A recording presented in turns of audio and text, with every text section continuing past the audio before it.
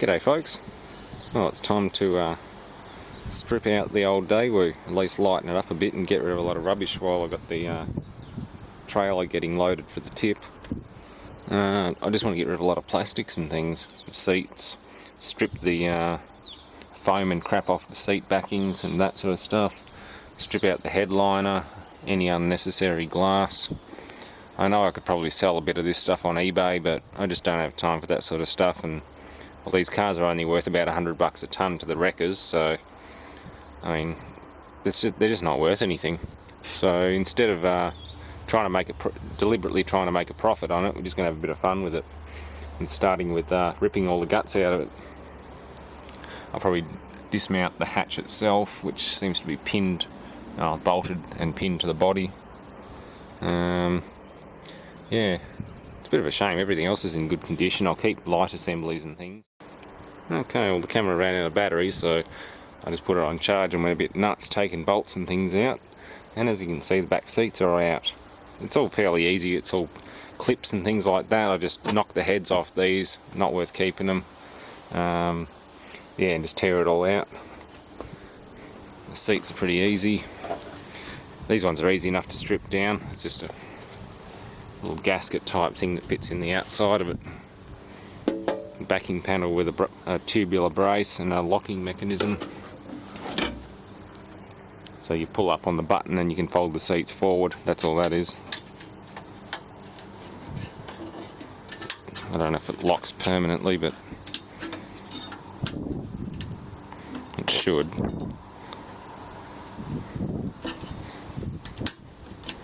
Anyway, yeah, once it locks in, it should flip forward and lock permanently. There we go.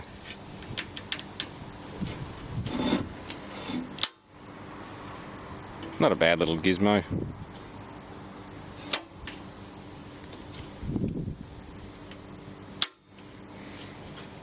Anyway, I might keep those latches, but that's about it. There isn't much else to really use. I'm just going to cut the foam and everything off this and throw the rest in the steel pile. Same with that one.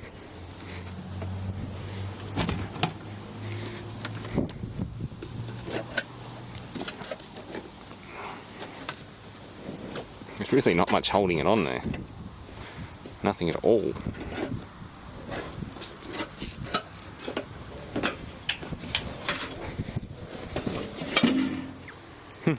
Easy. This thing comes apart pretty easy. The worst thing is the panel clips. You just got to knock the heads off though, if you want to do it really quick. If you want to do it the slow way, you got to take the screws out like that one.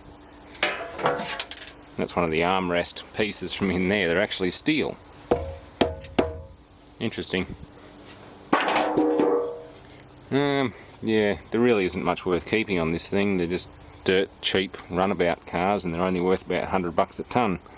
So yeah, I've unbolted the seats, so that's the next step.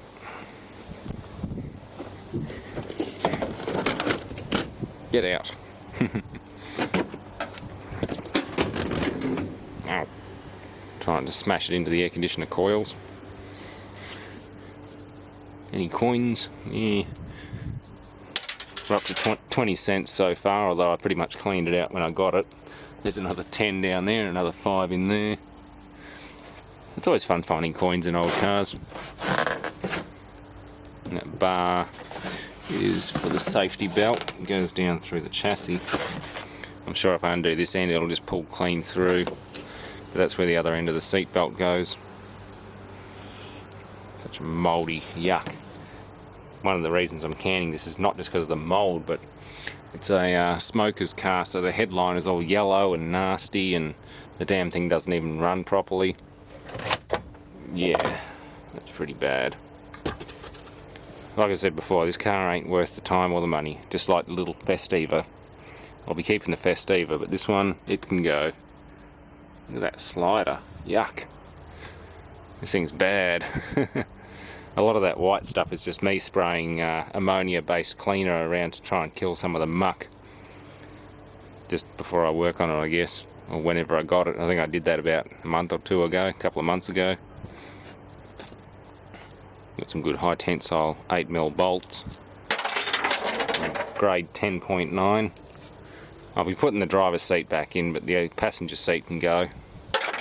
I'm just going to rip all this back to absolute bare minimum. Same with all that. Tear the headliner out, probably take some of the dash out. There's no airbag or anything, that's just a blanking plate. Yeah, just get rid of all the plastic that I can in the next tip run, all the door trims and things, and yeah, it should be good. Then I can start mechanically, well, having mechanical fun, like trying to run it off as a semi-diesel with hot tube plugs, glow plugs, and then ultimately just destroying it. We'll cut it up with a 9-inch grinder, every bit of it. The glass will make for good target practice. A little air gun powered by a fridge compressor will be able to punch a hole in that. Some fairly tough stuff, I think.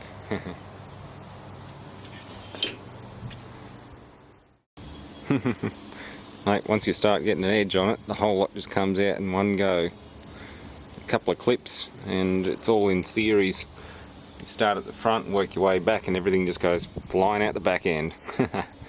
Daewoo took a dump, alright. There's just plastic everywhere. Oh, that's easy enough. Also got the headliner and everything ready to come out. Same with there, lots of screws out. Just regular Phillips screws. Yeah, this thing's going to lighten up real nice. It's already pretty good anyway.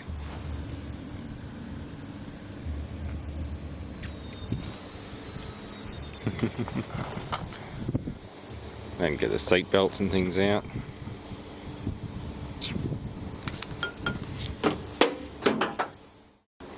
Well, I got most of the back bits out. I've got the speakers, the 4 ohm 20 watt Daewoo speakers, fairly generic stuff. They still work though. Yeah, you gotta love little cars, any cars.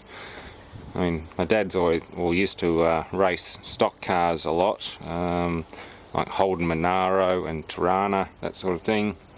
And he always had other junk cars around that I could just play around in as a kid and pull bits off and that sort of thing. So I sort of grew up pulling cars apart and I got a fair idea how it all goes together, whereas a lot of people don't. So even though I haven't done a step-by-step video on pulling this thing apart, I hope you get some kind of entertainment out of it. Not everyone gets the opportunity to do this. It's still a big undertaking for myself.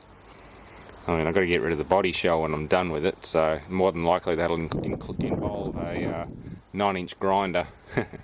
Cut it into sections, cut the roof off, make it into a convertible or something. Jam the doors shut, weld a couple of braces across and just cut the thing off level. That'd be kind of funny. Just leave this open, no hatch or anything, no top, just cut right across the pillars. Oh, leave the windscreen, that sort of thing on. We don't want to go full technical. Actually, I could turn it into a technical, make a ring mount and put a dummy 50 cal machine gun or something on top. Replica. That'd get me arrested nice and quick. That's the rear shock absorber mounts and protective boots. Oh, that shocker bushing's flogged out. It's chewing itself to bits. I think they both are. Yeah, this car's pretty sad. It needs to be put out of its misery. There's a vent behind the rear bumper. That's the plastic bumper right there. And what I just popped out is a air vent filter. Probably also has flaps in it to check the airflow. Yeah, it does. So the rubber flaps in there. It's airflow control, cabin ventilation.